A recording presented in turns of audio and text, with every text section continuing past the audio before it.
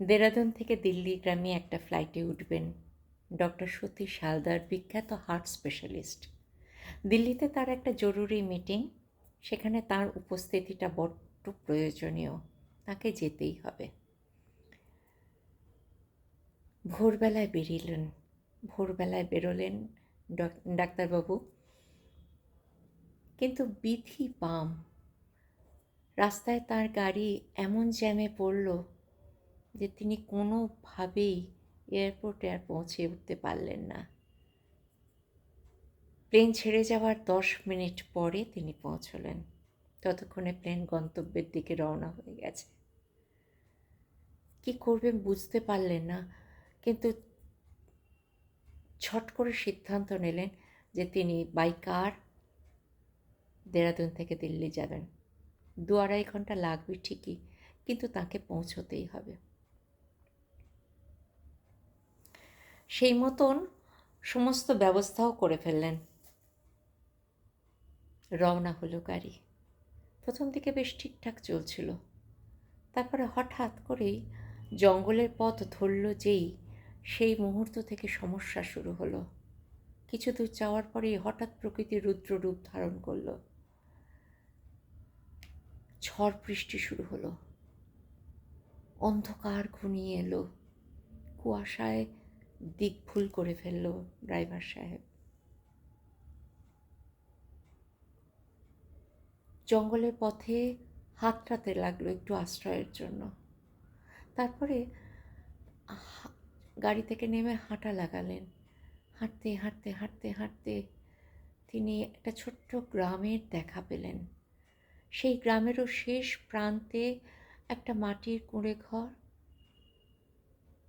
অন্য কোনো দিশা না দেখে তিনি সেই কুঁড়ে ঘরের সামনে দাঁড়িয়ে দরজা ধাক্কাতে লাগলেন একটু আশ্রয়ের জন্য। দরজা খুলে বেরিয়ে এলেন এক বৃদ্ধা। তাকে সমস্ত কিছু বললেন, সারাদিনের ঘটনাটা। সমস্ত ঘটনা শোনার পরে বৃদ্ধা তাকে সেই রাত্রিটা তার ঘরে থাকার আশ্রয় দিতে রাজি হলেন, ঘরে থাকতে অনুমতি দিলেন। ডাক্তারবাবু ঘরে ঢুকলেন। ঘরে ঢুকে দেখলেন একটি বাচ্চা মেয়ে অসুস্থ, সে কিন্তু একটা শ্বাসকষ্টে ভুগছে। ডাক্তার তো বৃদ্ধাকে জিজ্ঞেস করলেন, মেয়েটি কে হয় আপনার?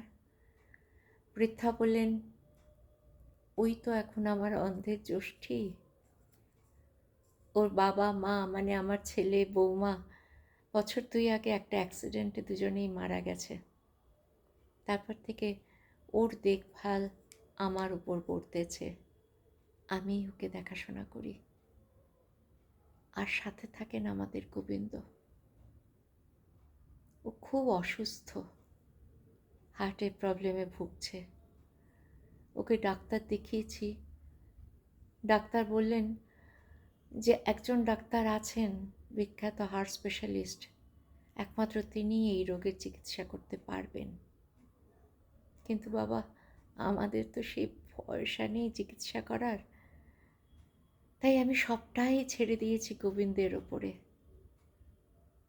আমার বিশ্বাস তিনি আমার নাতনিকে ভালো করে দেবেন, নাতনিকে সুস্থ করে দেবেন।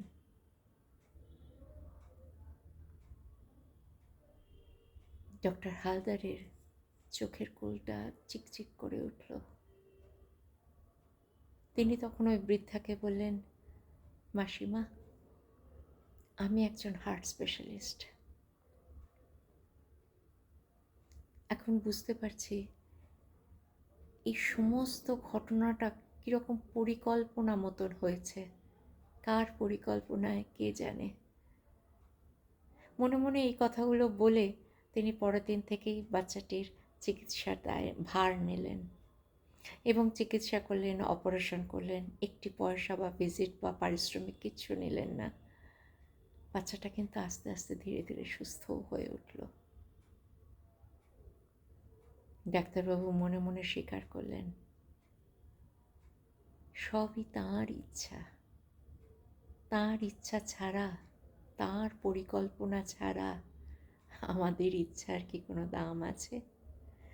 তিনি পরিকল্পনা করেই রেখেছিলেন, তাই এই ফ্লাইট বিপর্যয়, তারপরে এই সারা রাস্তার এই ভোগান্তি, এই ক্লান্তি, এই সব কিছু, এই যে ঝড় জল অন্ধকার কুয়াশা, পথ ভুল করা, এই সব কিছু কিন্তু তাঁর পরিকল্পনা মাফিকই হয়েছে, তাই না?